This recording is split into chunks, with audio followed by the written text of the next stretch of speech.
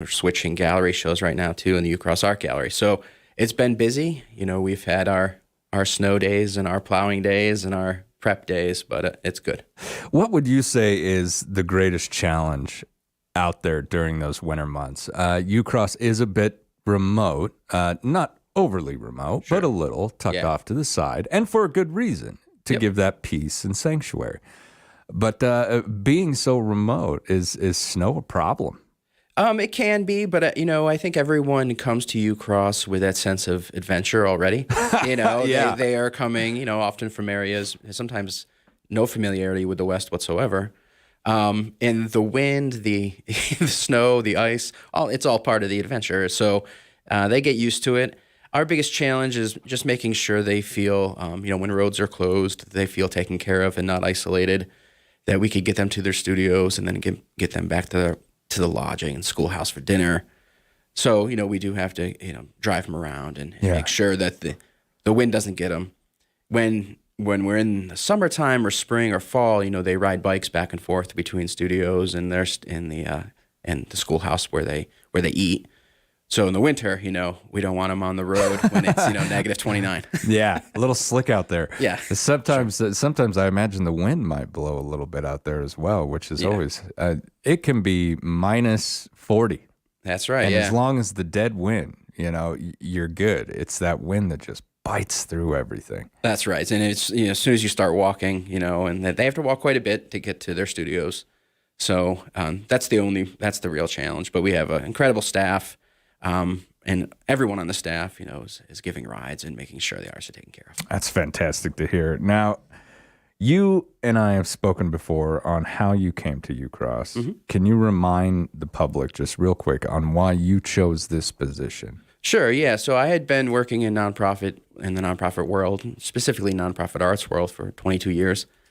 And I took the job first as a consultant back in 2017 to help Ucross build a development program. And that's fundraising and marketing and what have you. And so I had worked with Sharon and I had worked with the team for a few years. And when Sharon announced her retirement, we talked about transitioning to president as a way to have some consistency and continuity between her role and mine and everything we had set up and accomplished. And actually, this Joy Harjo event we're going to talk about is part of that. We actually started discussions back in 2020. Oh, wow. So this is an extension of stuff that Sharon and I did way back then. Oh, wow. Yeah. That's pretty amazing. It's just now coming to fruition, or it was kind of scheduled to take off at this point? It was scheduled. So we had scheduled a gala for 2020, actually in New York City. And for obvious reasons, during COVID, all public gatherings were canceled, and we postponed this gala, where we were going to give an award to Joy Harjo. And Sharon and I began to think about how to envision giving this award to Joy and whatever a public gathering looked like in 2020, 2021, or 2022. And then we began to think of our 40th anniversary, how it connected, and bringing Joy to Sheridan instead of bringing her to one of these major galas. Wow, yeah. So we thought, that's more meaningful. Let's bring her to Sheridan. Oh. And then so we hatched this plan to do it at the start of our 40th anniversary.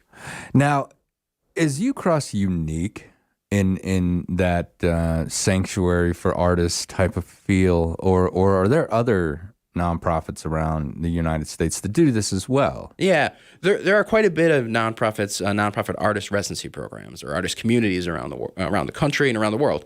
There's over 100 in the United States, but there are few that do it the way that Ucross does it. Yeah. And it's funny, Gentel, of course, is our neighbor, and Gentel does it as well, and they have a sanctuary about 9-10 miles away from us too. So we think there's something about this valley, specific, specific location in Wyoming that makes it special, because they are the only two residency programs, Ucross and us, or Ucross and Gentel, in all of Wyoming. So there's that. But what I think makes it special is this: there are ones in the East Coast, there are ones on the West Coast. There aren't many in the Intermountain West, in the Rocky Mountains, or in the High Plains, and we sort of, for 40 years now, have made an experience that I think is unmatched. You have both the location the landscape, which, artists come to and just thrive in. They're inspired by the landscape, by the shift and how they, can see the world and view the environment around them, how it impacts their writing and their art. Our level of hospitality, of course, is unmatched as well. We take, just as I mentioned, driving them around, we take care of every little detail so they don't have to really do anything except think about their art and creating new work. So everything is taken care of. And then on top of that, we have incredible food. And yeah. So we often hear that, what sets us apart is location, food, and that level of hospitality. So our chef is amazing. So we have to give her lots of props too.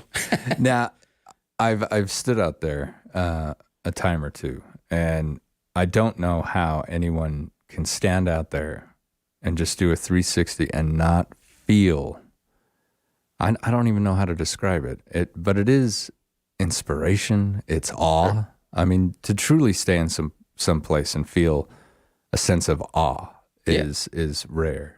Yeah, and that wind that we talked about, all that stuff is part of it. It's part of the magic or the alchemy or whatever we want to call it that makes it work.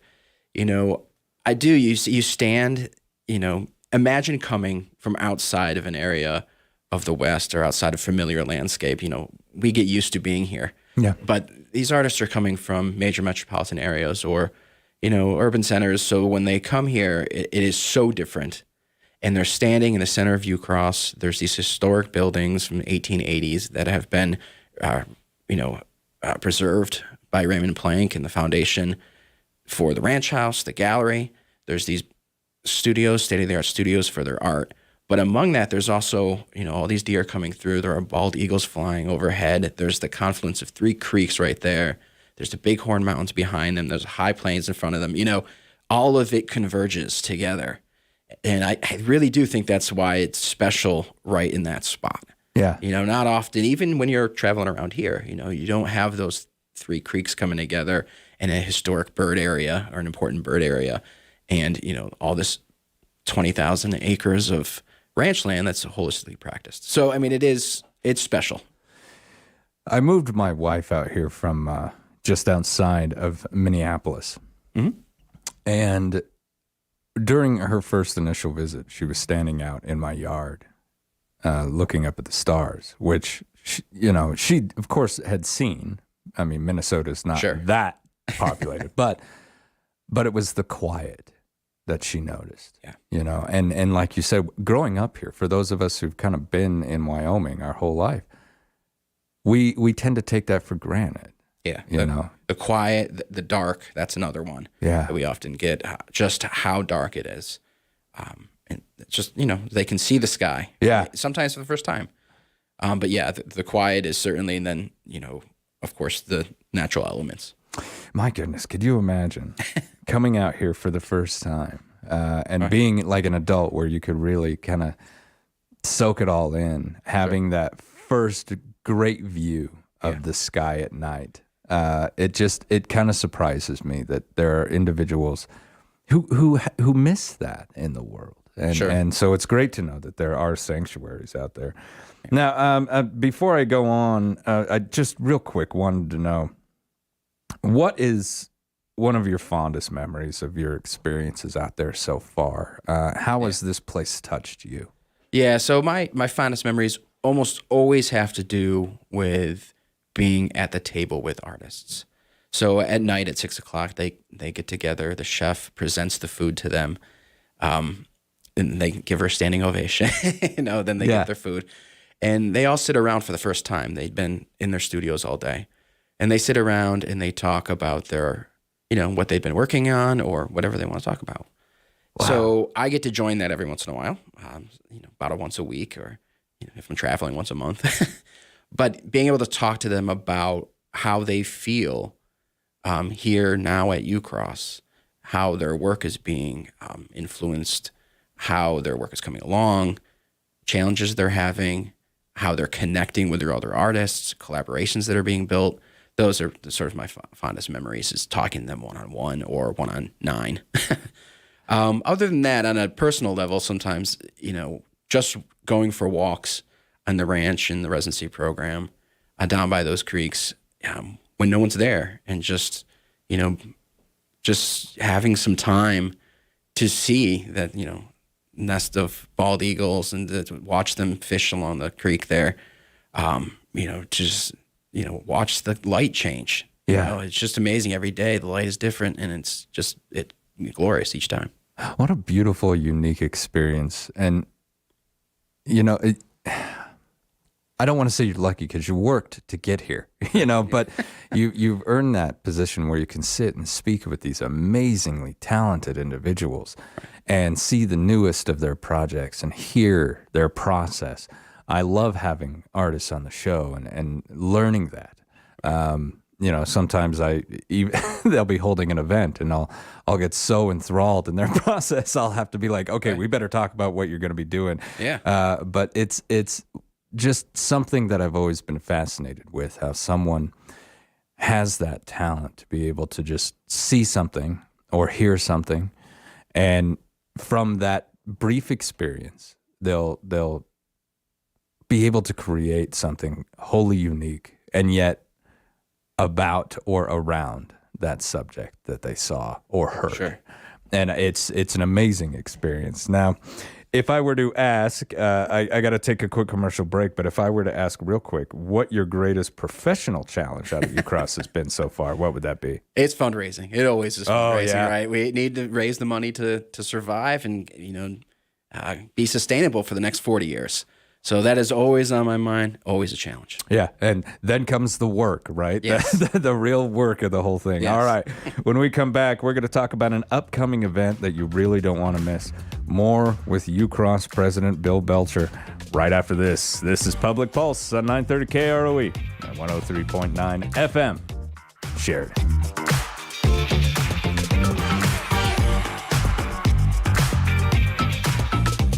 First Federal Bank and Trust would like to recognize this week's winner of $1,000 in cash and a $1,000 marketing donation match from Sheridan Media. As part of their community commitment, the Sheridan Hawks Junior Hockey Club is receiving these funds per random drawing. Could your organization be next? We're giving $1,000 to a qualified nonprofit organization every week. Visit our website, efirstfederal.bank, for details. First Federal Bank and Trust and Sheridan Media present Community Commitment, member FDIC. A favorite classic, the acting company's production of The Three Musketeers, comes to life on the YO stage Sunday, February 26th at 4 p.m. Set against the backdrop of injustice and chivalry, intrigue and betrayal abound as Athos, Porthos, Aramis, and D'Artagnan fight for justice with swagger, style, and swordplay against the underhanded cardinal and his minions. Tickets for The Three Musketeers available now at the YO box office or online at yotheater.com. There's lots of fish under that ice just waiting for you, and they can be worth some cash. Get your rods and reels ready for the 3rd annual Rotary Club Ice Fishing Derby at Lake DeSmet, Saturday, February 25th. You'll have a chance to win the $25,000 grand prize and prizes in 4 categories. $1,000 for the largest fish, $300 for second place, $200 for third, and $250 tagged fish. Tickets available during Derby Day at the lake, also at Rocky Mountain Discount Sports in Sheridan, or online at SheridanRotary.org. And oh, by the way, helicopter rides will be available as well, weather permitting. Sheridan's Rotary Ice Fishing Derby at Lake DeSmet, Saturday, February 25th, brought to you by Tegler & Associates, Sheridan Media, Interior Images, Century 21 BHJ Realty, Precision Excavation, Aaron Waddell, DYT Creative Marketing Solutions, Dawson Megan Power Sales & Associates of Century 21 BHJ Realty, Rocky Mountain Discount Sports, Hammer Chevrolet, Elevate Financial, and Wyoming Aviation Association. It's time for the annual Albert J. Goodwater FFA Alumni Frosted Barn Bash fundraiser, Saturday, February 25th at the Sheridan County Fairgrounds Exhibit Hall. Their silent auction is online again this year, Tuesday, February 21st through Saturday evening at 8. Proceeds go to the local FFA. This coverage is being generously sponsored by Truebuilt Builders, Heartland Kubota, ERA Carroll Realty, First Federal Bank and Trust, Range, and Blacktooth Large Animal Services. This is the time of the year. Window chips can crack out easily with the changing temps. If you hit an unexpected pothole, your window chip can crack out. We can help. Hi, this is Timmy with Novus Auto Glass. We want to help you save money by getting your chips fixed right away. Stop in or call today to make an appointment. In some cases, we can get you in the same day. Novus Auto Glass, 347 North Main, 672-0139.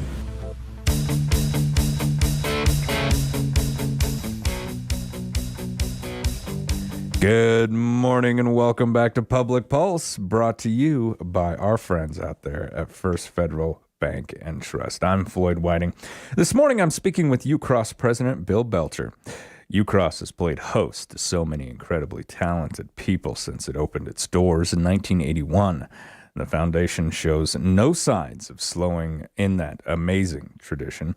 Now, Bill, can you tell us who will be giving a craft discussion on Friday, February 24th? Sure, yeah. So we've put together this weekend, the 24th and 25th, with U.S. Poet Laureate Joy Harjo. Joy was a three-term Poet Laureate, and she just rolled off in 2022. She's coming here, going to give a craft discussion at Sheridan College.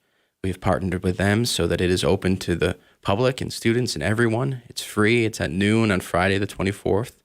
And Joy will be talking there, giving the discussion about songwriting and storytelling and poetry. So Joy is sort of into everything. You know, she was the Poet Laureate, and she is one of our nation's most important poets. But she's also an incredible performer, an incredible musician. Oh, wow. Has 7 albums out. She's a saxophone player, a vocalist, a memoirist. So she'll give you a little of everything. So I think it's really special. The students, public will be able to hear from one of our greatest living artists. Absolutely. One of those situations where we have the honor of hearing someone who has been so influential in the world of poetry, sure, and other worlds, other talented performances. Now, for those who might not know, sure, what are the duties of a U.S. Poet Laureate? Right, that's always the big question, and it's funny because there aren't many duties. The Library of Congress and the Librarian of Congress chooses the Poet Laureate, usually for a 1-year term. Joy Harjo was the first Native American Poet Laureate and only the second to have 3 terms. So her tenure was long. So I think the former Librarian of Congress once said something, and I'm going to misquote it, but something like it's the official lightning rod for the Americans' feelings about poetics. Yeah. So basically, they promote poetry around the country. They go to conferences. They are the leading voice when we talk about poetry and Americans' role in poetry. For each of them, at least as of late, they have a signature project. Joy's signature project was called Living Worlds, Living Voices, I think, and it was a way to support or at least introduce Americans to Native voices. So being the first Native American poet that was a Poet Laureate, she did an anthology called, based on this. She published an anthology, and I think there was a conference related to it. So there was, that was her initiative, is to sort of open up the, people's eyes and ears to poetry from Indigenous voices. Absolutely. So that was important. But Joy has had this really interesting career. I mean, she came to Ucross in 2013. She was already well established by the time she came to Ucross. She came through our partnership with the Sundance Institute and actually was working on a play at the time. So she has written plays, she's written children's books, she's written 10 books of poetry, edited 2 anthologies, and like I said, 7 music albums. She's toured with Poetic Justice, the band, and she's won awards in all of those areas. But she sort of merged, I think why she's so important is she's merged this Native, symbolism and history and storytelling with traditional Anglo poetry and feminism and social justice threads at the same time as really leaning into landscape imagery and animal imagery and the body. And all of those things kind of collide together in Joy. And the music is the thread that runs through it all, though. So, I just want to, so I hope first, people come out to the craft discussion on Friday, 24th at Sheridan College at noon. And that's free and open to the public. The night at the YO, the next day, that's February 25th, Saturday. It will start 6 o'clock as a VIP reception. You can get a VIP ticket to meet Joy and meet Larry Mitchell, her accompanist. And then 7:30, she'll take the stage. It's an evening of music and poetry, but I don't want people to think it's, one woman reading from a podium in a dark room. Right. This is a performance, and it's going to be a lot of music, and it will be a sort of can't miss event. And a lot of saxophone, a lot of guitar, and a lot of poetry infused inside that performance as well. And we are so lucky around here to have such paramounts of culture perform, read, and create right here in our own area. Sure. And so I encourage everyone out there to really take advantage of this opportunity and see this. I mean, this is once in a lifetime type of stuff that's happening. Sure. And being able to get, any kind of lesson from someone like Joy is an absolute honor. That's right. I mean, she is a notable teacher as well, has done a master class, and if that master class online, you can do that kind of stuff.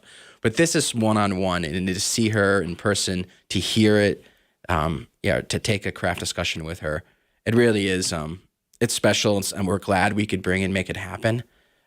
We, in the process, as I mentioned earlier, we will be giving her an award, a Ucross Award for Distinguished Achievement in the Arts. That's the second time we're giving that award. The first one was to Annie Prue, who was also an alum.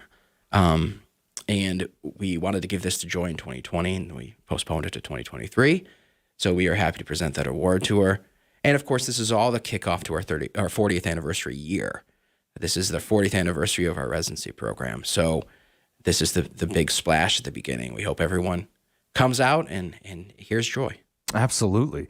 Now, how is all of this arranged? This sounds like it's kind of a challenge with COVID and wanting to present it earlier, and then we had to put it off, and then yeah, sure.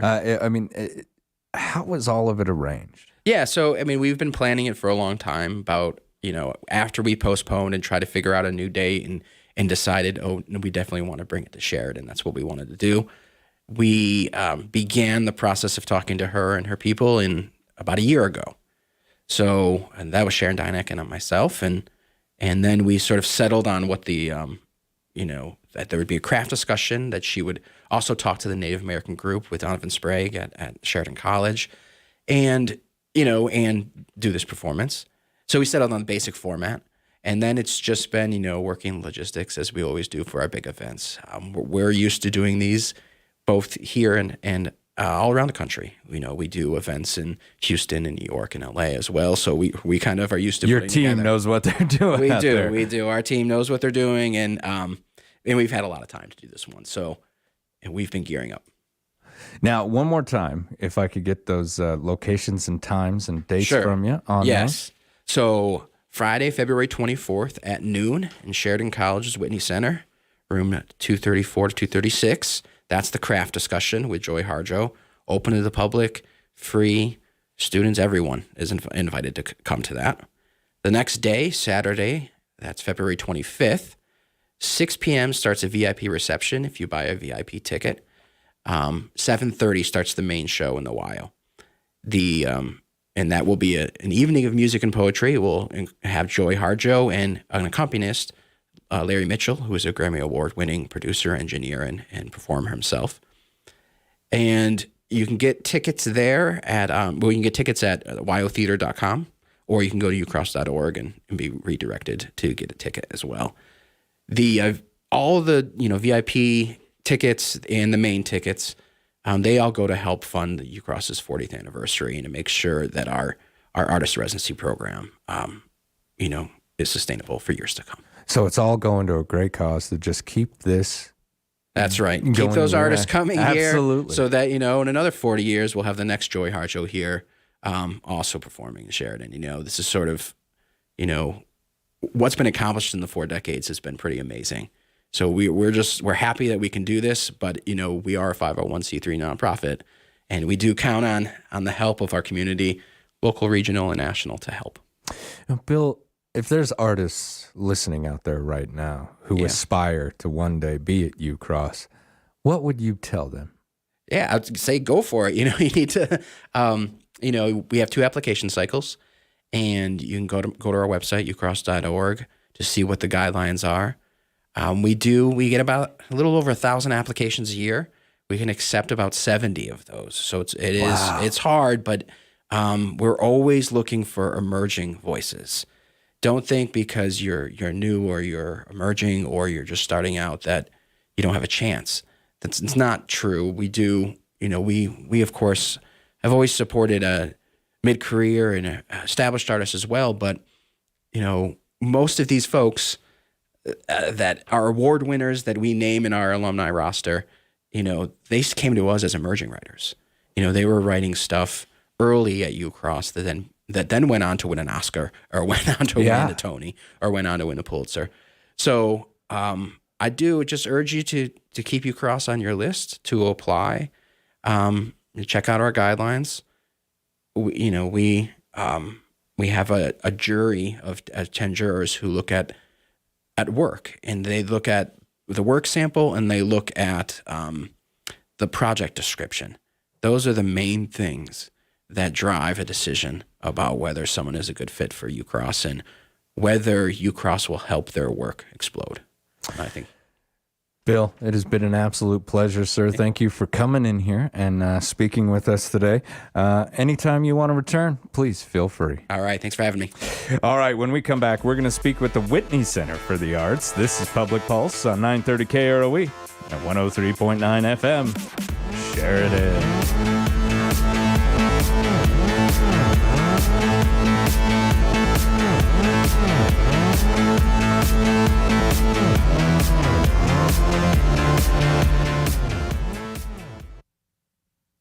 First Federal Bank and Trust would like to recognize this week's winner of $1,000 in cash and a $1,000 marketing donation match from Sheridan Media. As part of their community commitment, the Sheridan Hawks Junior Hockey Club is receiving these funds per random drawing. Could your organization be next? We're giving $1,000 to a qualified nonprofit organization every week. Visit our website, efirstfederal.bank, for details. First Federal Bank and Trust and Sheridan Media present Community Commitment, member FDIC.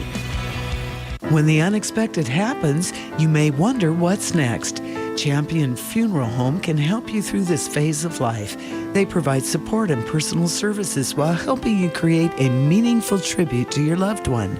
Champion Funeral Home has been locally owned and operated since 1911, providing compassion and care to Sheridan and Johnson County. Visit Champion Funeral Home at championfh.com or call 674-6329. The Advocacy and Resource Center's 6th annual Love Shouldn't Hurt fundraiser is February 17th. The doors at the Ramada open at 6 p.m. Come be entertained by the fun pianos dueling pianos and finish the evening with Sidetrack. Tickets are available at the center, 136 Caffeine, or at the door. $60 a ticket or $100 for 2. For more information, call 672-7471 or check out our Facebook page. Wrap Plumbing and Heating can handle any job you have, big or small. From new construction to a pesky leaking toilet, the professionals at Wrap Plumbing and Heating are here to assist you. Drippy faucet? Sure. New shower hardware? No problem. Plumbing an entire new house? For sure. Clogs that need snaked? Oh yeah. Wrap Plumbing and Heating has not met a job they can't handle. Too big a crap? Call Dan Rapp at 429-1196. We're heating things up this month at the Sheridan Commercial Company. Hi, Kurt Smith here. Today through Friday, February 25th, we're giving away $200 in gift cards each day. A total of $2,000 in gift cards this month. So come in and register today. In fact, you can come in and register every day. No purchase necessary. You can't win if you don't sign up. We're giving away $2,000 in gift cards at the Sheridan Commercial Company. Sign up today at 303 Broadway. Open 7 days a week. I'm here with Candace Crane from Sheridan Honda and Power Sports. Tommy, hi. Hi, I have some good news. Do tell. We have a few Honda Talon 1000Rs in stock. This is a perfect match for riders who like to tackle the rugged, wide-open terrain. And we also have a Honda Pioneer 1000 Deluxe Crew. This is a side-by-side that everyone's waiting for, room for 6, and the power to tackle any job. Wow, that's great. And Honda is also offering killer financing on all Honda ATVs and side-by-sides with payments as low as $450 per month. For a great deal, check out Sheridan Power Sports today.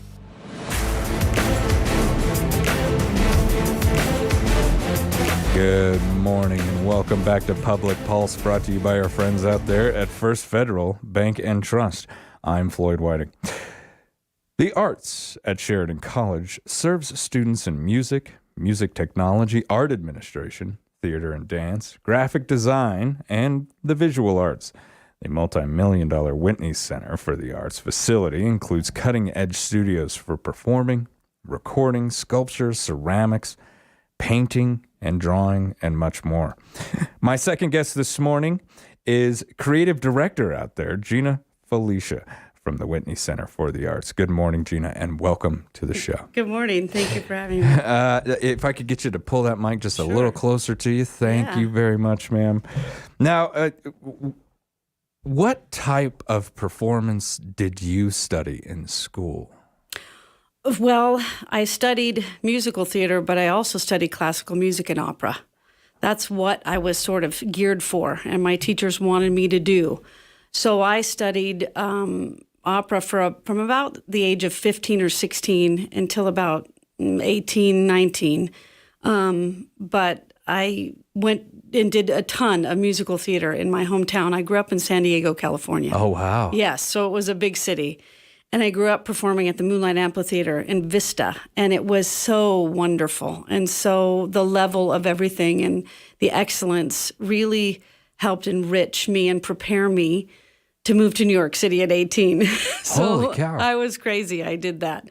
I moved at 18 to New York, and by full-blooded Sicilian reluctant parents, they were like, no, you're not doing that. So, but they finally let me go through a lot of prayer. They let me go. And I went to college out there. I went to an academy, a performance arts academy. But New York is expensive, and I had to make my own way. And so I started auditioning, and I booked a gig. So I booked a national tour of Dorothy. I was Dorothy in The Wizard of Oz. And I toured with that, made a little money, and that was like my first gig. And then I, through a series of wonderful events, basically of knowing people. It's a small industry, and so it's all about who you know. And I was able to audition for Les Miserables on Broadway. No. Yes, I was. And so it was a strange time because they were doing something that they had never done before, where they were casting double covers for Eponine and Cosette, two of the female leads. And you had to have both a soprano voice and a belting voice, which I had because I had studied classical music. So I was so grateful for all of that. I really wanted to go into opera too, but it's expensive and it takes so much time and all of that. So I kind of sold out and did musical theater to make money and survive in New York City, which I'm thankful that I made that choice. You know, it was a good life choice for me. How long did you do Les Mis? My longtime listeners know. Yeah. I love it. You love that one. I love it. I know. It's so glorious. It's a rock opera, which is all singing. And that was my forte. I would say that was my strong suit, was singing. I'm now a private voice teacher. So I've been teaching for 22 years, almost 23. Students how to sing, and that just happened by circumstance. But I did Les Mis for about 3.5 years, and I was the first female contracted separately for both roles. So I was the understudy. That's how I started, but I moved my way up, and then went on tours. Eponine, opened in Miami with reviews and all that, and then I did Cosette on Broadway too, and it was just a wild time. They used me a lot, and I'm thankful for that.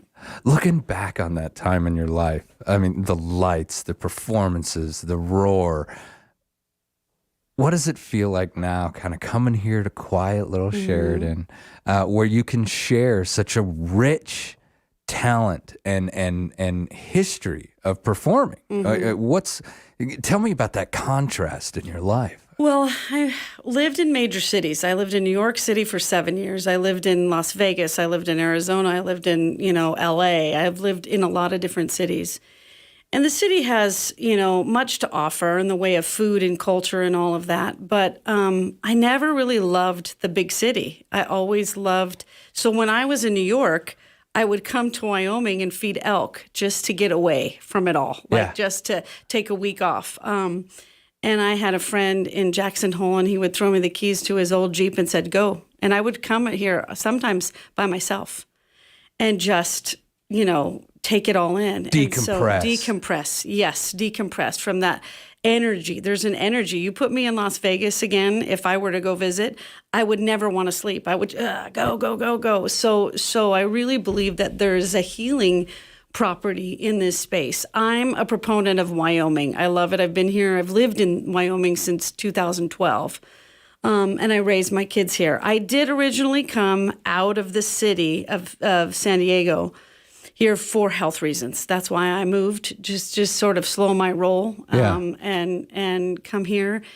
And it's proven to be a healing thing for me because I have a brain tumor. I have a serious condition. And so for me, it's just been such a blessing to be in Wyoming and sort of slow down and raise my 2 girls and just, give back too and to the community. And luckily the Broadway community is very small and they're beautiful people and supportive people.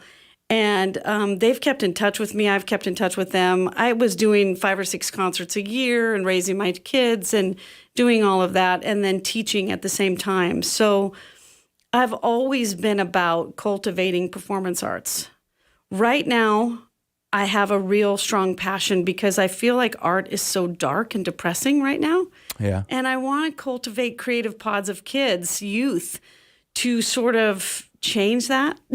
I mean, like let's get this back to let's get the sunshine back in. Let's get the sunshine back in. So, and that's what Broadway Then and Now, the show that we'll do that will culminate after the intensive. They're going to have a 2-week intensive, and then at the end of that, we're going to have 3 performances at the Whitney Center, and it'll all culminate in a show that really gives a history and an enrichment of what musical theater has done for our society, and how Broadway has made such a stamp on the world.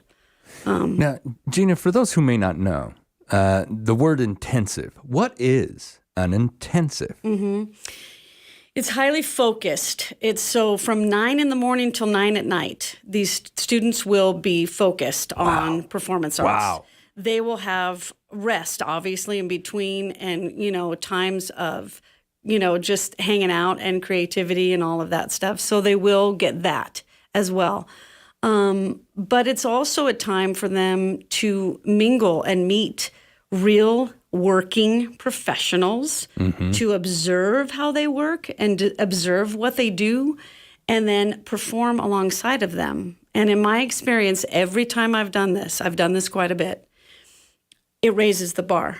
The kids all of a sudden go to their level. It's a remarkable experiment, that has worked for me in what I've done in the last 20 years.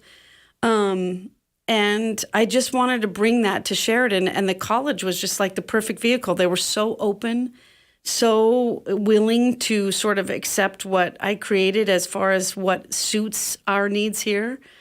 Auditioning is a huge thing for college and career, and if you don't audition well and learn the craft of that, you won't book and you won't get, the scholarships. I got into USC for free. I got into, I sang my way into many universities where they were willing to pay for it all.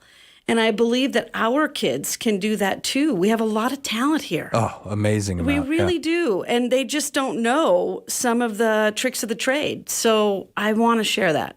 Absolutely. And you're absolutely correct. And a lot of different ways I've seen that where someone who kind of operates on that next level comes to an area like ours and just basically gives some hints, some tips, and maybe that performing side by side, those kids can see that performer and watch how much passion is poured into and out of them. And technique. And take that and go, you know what? I can do that. I can light this fire again, or maybe fuel it and just go out there and emulate that individual, maybe just a little bit, but you're still, Picasso said, great artists steal, right? So by seeing from example, it really would raise the bar. And now, I never once thought, I talked to a lot of performers, but I never thought that auditioning is a skill in and of itself. Yes, sir. And to have that, I mean, that's your doorway in, like you said. Without that, you're going nowhere. June 17th, we're going to do a mock audition open to the public. Oh, fantastic. So we want to, not only to the students that are doing the intensive, there's a mock audition for the community to see what goes into this. We're going to do a pretend audition basically for a summer season, pretending it's a summer season. And they're going to get feedback from the panel of performance artists. Oh, that's great. From real Broadway performers. Now, let's talk about this intensive Broadway musical theater intensive, June 12th through the 25th of this year. You're going to train and perform right here in Sheridan. Who are these Broadway professionals that you've gotten to kind of use your connections? Is that how we did this? I don't know. I have a lot of friends everywhere, and I'm so fortunate. Yes, I've built relationships with people that are just beautiful. And, if you're on tour with somebody, you've basically lived with somebody. You know what I mean? You get to know each other so well. And I think that's how I've kept in touch with these people. One of the gentlemen, Mr. Eric Kunze, I have performed with him since middle school. Oh, wow. And we've gone on to New York, and, we lived in an apartment in New York together. We've performed on Broadway. Our whole little life is such a story in and of itself. Michael Guarnera he's like Gene Kelly. I mean, he's just so dreamy and wonderful and so smart. He choreographed me when I was very young, 15, 16 years old, and he was a young college student, but an apprentice. And so I've worked with him for years, known him for years. Thane Jasperson is coming in from the cast of Hamilton, and I met him through a mutual friend. Incredible. I know. Incredible. And we're bringing him here. Now, is this full? No, it is not full, but we're only accepting 30 people. We only we want to keep it small and intensive and really serve students. But it is open to the nation, you know what I mean? So anybody can come because Sheridan offers room and board. Yeah. So it's beyond our kids. I mean, obviously our kids are our focus, you know what I mean? To bring this performance arts to rural Sheridan, Wyoming is what my focus is. And to point people to this extraordinary college. I mean, this college has so much to offer. Yeah. And I didn't know that until they gave me a tour of it. And I just went, wow, all this is right here. It's just like Sheridan. It's one of those little hidden gems in Wyoming. Yeah. And so if somebody wanted to take part in this, if someone out there hearing and they're like, man, there it is. That's you what I have need. to audition. So the audition requirements are online. We need 2 songs and a monologue, and you do a self-tape and you submit it. And all of registrations are due by April 1st because from there, I have to put together the show to showcase all of this talent. Yeah. Yes. So make sure you jump on there, folks. Financial assistance is available. Yes, sir. Money cannot stop you from doing something like this. I love hearing that. Yes. You always hear that great Cinderella story of the people who work their way up. I've only got 2 minutes left. Yeah. But I was curious, seeing such passion, I wanted to know where it came from originally. Yeah. What was the moment when you were like, this is it, this is what I'm going to do? I didn't know that I would go to New York. I just didn't expect that. I came, like I said, from a full-blooded Sicilian family, very tight. My parents owned a restaurant, so I didn't expect that I would move to New York at 18. Like, that was just not the trajectory I was going to get married, have children, you know what I mean? Work for dad. Probably take over the restaurant eventually. Yeah. Yeah, so it just wasn't that way. But we went on a trip to New York City, and I was 16, and I was sitting with Eric Kunze, and we were watching Les Mis. And we were sitting right by each other. And I looked at the stage, and I went, we can do that. Yeah. And he goes, yeah, I think we could. And there it was. There it was. Oh. I'm bringing more to the Warehouse Gastropub. I have 2 excellent performers coming in for the kids in the community. I mean, we're just trying to bring this enrichment here so we don't have to go to the big city. We can enjoy it right here in the comfort of our home. Yeah. Gina, thank you so much for coming in. You bet. It was an absolute pleasure and an honor to meet you, man. Yeah. All right. You've been listening to Public Pulse on 930 KROE and 103.9 FM. Sheridan.